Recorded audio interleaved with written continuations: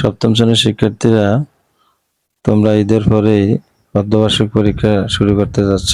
তো তোমাদের পরীক্ষা যাতে ভালো হয় সেজন্য কিছু সমস্যার সমাধান নিয়ে আসছি। দেখো, প্রথম এই ধরনের সমস্যা থাকতে পারে। মৌলিক সংখ্যা কাকে বলে? 1 থেকে 100 পর্যন্ত মৌলিক সংখ্যাগুলো লেখো।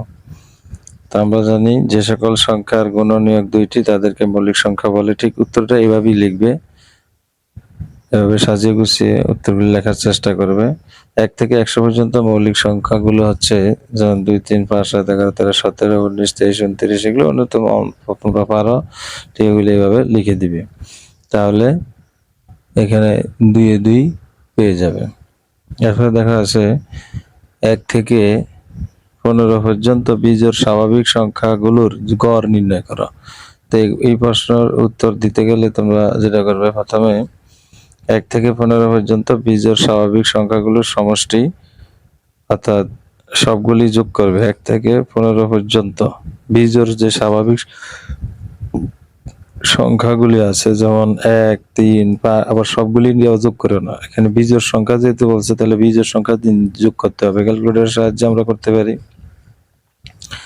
তাহলে যদি ক্যালকুলেটর তো সবার থাকা কথা, যেহেতু সপ্তম শ্রেণীতে পড়ো, তো এখানে 1 এর সাথে 3, এভাবে 3 এর সাথে 5, 5, 5 যোগ, এভাবে ক্যালকুলেটরে উঠালেই তোমাদেরকে অ্যান্সার দেখিয়ে দিবে।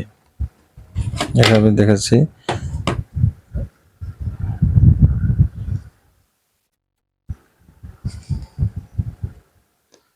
1 যোগ 3 যোগ 5 যোগ 7 যোগ 9 যোগ 11 যোগ, এরপরে 13 যোগ 15, এই সবগুলি আমরা নিলাম। তো কত আসছে? 64। এই 64কে দেখো, এই যে আমরা লিখছি যে সংখ্যাগুলির সমষ্টি হচ্ছে 64। এরপরে লিখবে, সুতরাং নির্ণয় গড় সমান সমান ওই 64কে 8 দিয়ে ভাগ দিতে হবে, যেহেতু 1 থেকে 15 পর্যন্ত বিজোড় সংখ্যা কিন্তু 8টি আছে। 1, 3, 5, 7, 11, 13, 17, 1, 3, 5, 7, 9, 11, 13, 15, মোট 8টা। এই 8টা আমরা এই জন্য 8 দ্বারা ভাগ করছি। 8 দিয়ে যদি আমরা 64কে ভাগ দিই, তাহলে ভাগফল হবে 8। এই হচ্ছে অ্যান্সার। এরপরে দেখো, বলছে 21 থেকে 41 পর্যন্ত স্বাভাবিক সংখ্যাগুলোর গড় নির্ণয় করো। তো 21 থেকে 41 পর্যন্ত স্বাভাবিক সংখ্যাগুলোর, এখানে স্বাভাবিক সংখ্যা বলছে, জোড় বলে নাই, বিজোড় বলে নাই, মৌলিক বলে নাই, যৌগিক বলে নাই। অর্থাৎ 21 থেকে 41 পর্যন্ত যা সংখ্যা আছে সবগুলোর গড় নির্ণয় করতে বলছে। তো গড়ের নিয়মটাই এটা যে সবগুলির যোগফল নির্ণয় করতে হবে। তো এইগুলি এখন তোমরা সবগুলি যোগ করতে গেলে পরীক্ষা হলে অনেক সময় লাগবে। ক্যালকুলেটর দিয়ে চাইবা, আমরা একটা সূত্র ব্যবহার করতে পারি। দেখো, এভাবে লিখবে যে 21 থেকে 41 পর্যন্ত স্বাভাবিক সংখ্যাগুলোর সমষ্টি লিখার পরে 21 থেকে 41 পর্যন্ত প্রথম সংখ্যা কিন্তু 21 আর শেষ সংখ্যা হচ্ছে 41। এই জন্য আমরা লিখছি, সূত্রটাই এরকম যে প্রথম সংখ্যা যোগ শেষ সংখ্যা। এখানে প্রথম হচ্ছে 21, শেষ সংখ্যা হচ্ছে 41। তাহলে প্রথম সংখ্যা যোগ শেষ সংখ্যা গুণ। এখন তাহলে 21 থেকে 41 পর্যন্ত মোট সংখ্যা কয়টা?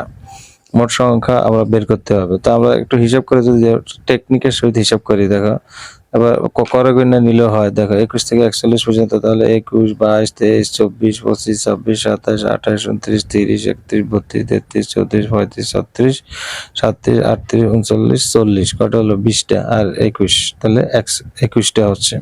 এই পদ সংখ্যাটা এখানে বসিয়ে দিবে। নিচে হচ্ছে 2। সূত্রটা আবার বলতেছি, প্রথম সংখ্যা যোগ শেষ সংখ্যা গুণ পদ সংখ্যা, অর্থাৎ মোট কয়টা সংখ্যা আছে 21 থেকে 41 পর্যন্ত সংখ্যা কয়টা সেটা বসিয়ে দিতে হবে। আর নিচে হচ্ছে সূত্রের 2। তো 21 আর 41 যোগ করলে হয় 62, আর 21 তো আছেই। এবার 2 দিয়ে যদি এখন 62 আর 21 গুণ দিলে হবে 1302। এই 1302কে 2 দ্বারা ভাগ করলে পাওয়া যাবে 651। এই 651 হচ্ছে 21 থেকে 41 পর্যন্ত সংখ্যাগুলি যোগ করলে আমরা এটা পাবো, 651 পাবো। এখন এইবার বলছে কি, গড় নির্ণয় করার জন্য। তো গড় নির্ণয়ের ক্ষেত্রে নিয়ম হলো সমষ্টিকে মোট সংখ্যা দ্বারা ভাগ করতে হবে। মোট সংখ্যা কয়টা? 21। মোট সংখ্যা হচ্ছে 21, তাহলে 651কে অবশ্যই যে আমরা লিখছি, দেখো, এবং 21 থেকে 41 পর্যন্ত স্বাভাবিক সংখ্যা 21টি। তাহলে আর 21 থেকে 41 পর্যন্ত সংখ্যাগুলির 21টি সংখ্যার সমষ্টি হচ্ছে 651। তাহলে সমষ্টিকে মোট সংখ্যা দ্বারা ভাগ করতে হয়, তো 651কে 21 দ্বারা ভাগ করলে পাওয়া যায় কত? 31। এটা হবে অ্যান্সার। এভাবে ঠিক যদি দিতে পারো তাহলে 2 নম্বর পাবে। এরপরে দেখো আছে আরেকটা প্রশ্ন, দেখো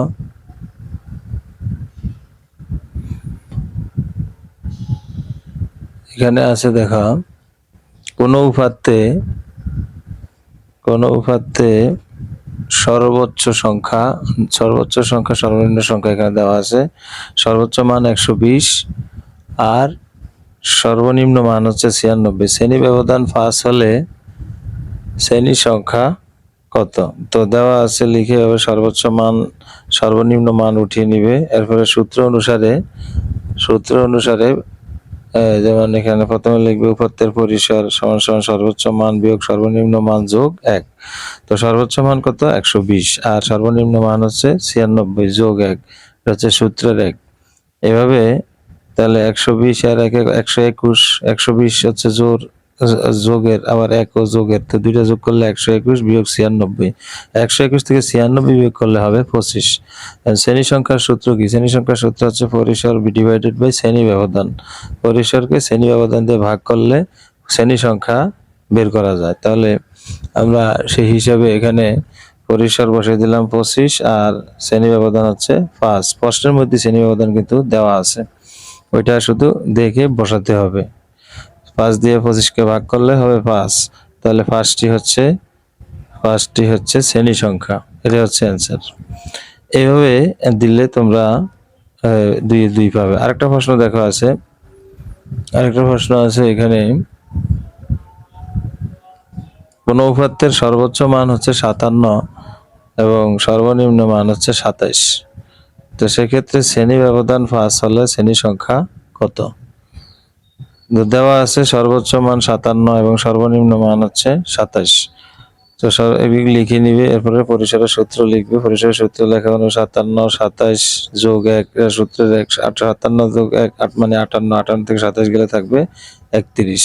এভাবে এখন শ্রেণী সংখ্যার সূত্র অনুসারে পরিসর ডিভাইড বাই শ্রেণী ব্যবধান সমান সমান 31/5। তো 5 দিয়ে যদি আমরা 31কে ভাগ দিই সেক্ষেত্রে আমাদের অ্যান্সার হবে 6.2।